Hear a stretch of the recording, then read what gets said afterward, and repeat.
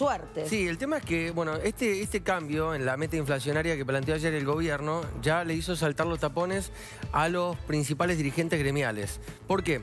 Porque hubo una primera oferta paritaria, un gremio muy importante, que es el de los bancarios. Sí. Una oferta del 9%, que estaba un poco en sintonía con la proyección de inflación interanual. Acá está bueno que expliquemos bien.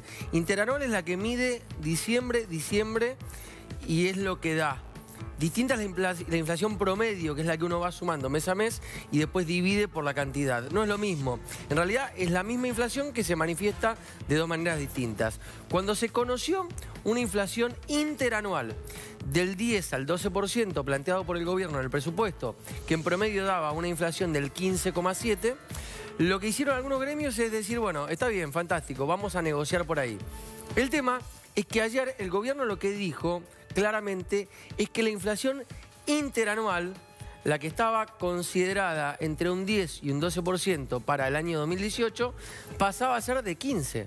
Es decir, que ya la negociación paritaria que tenían en mente los principales gremios no podía arrancar en un 10, un 11 o en un 9, como fue el caso de los bancarios. Sino que, bueno, hablamos con la gente de la CGT, obviamente que ellos, para poner un poco de prudencia y paños fríos, piden que no los nombremos, pero digo, hay dos de los integrantes del triunvirato de la CGT que ya plantean que van a arrancar a negociar en 20. Y hay un dirigente gremial, que no es del triunvirato, pero que es muy pesado, es de los líderes históricos de la CGT, sí, que ayer dijo en off que para él la inflación es una inflación que no va a ser del 15, como dijo el gobierno, y que la negociación paritaria de la CGT sí, debería arrancar en 20% y con cláusula gatillo que se dispare si la inflación es más. O sea, un piso del 20. Sí, la verdad que esto es muy distinto de lo que está planteando el gobierno, que habla de una inflación del 15. Es decir, arrancar hablando de 5 puntos más de lo que plantea el gobierno. Ya a partir de esa Después base. le pregunta, ¿pero por qué cree? ¿Por qué quieren arrancar ya con una base tan superior? Y lo que te dicen ellos es lo siguiente. La inflación planteada para 2017 en el presupuesto era de 17%. Claro. Terminó rozando los 24. Claro, 7 puntos más. Ahora, ¿cómo quieren que creamos que si nos dicen que va a ser del 15, será del 15? Bueno, eso. A ver, te hago yo la pregunta. Sí. ¿Cómo podemos pensar que, poniendo la mejor de las voluntades, pero también el realismo y Sí, que no sea mágico, ¿cómo hacemos para pensar que se va a cumplir esta meta del 15%? ¿Con cómo estamos arrancando el año? ¿Con la cantidad de aumentos que tenemos? Bueno, una cosa son las metas de inflación que plantea el Ministerio de Hacienda, que intenta cumplir el Banco Central, que, insisto, hoy es del 15%.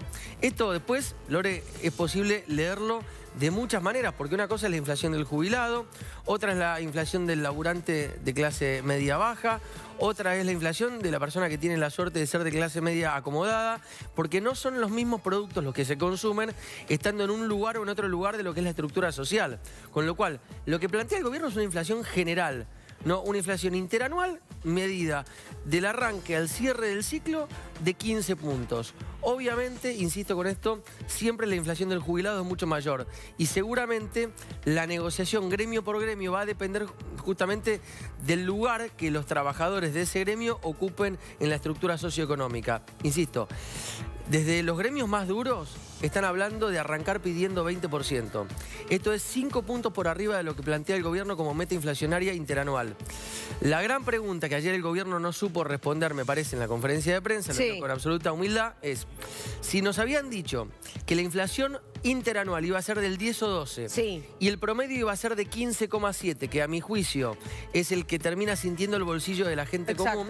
Digo, ahora que decís que el interanual es de 15, ¿cuál va a ser el promedio inflacionario real? ¿De un 17, un 18? La inflación es siempre la misma, ¿eh? Ojo, esto es bueno aclararlo.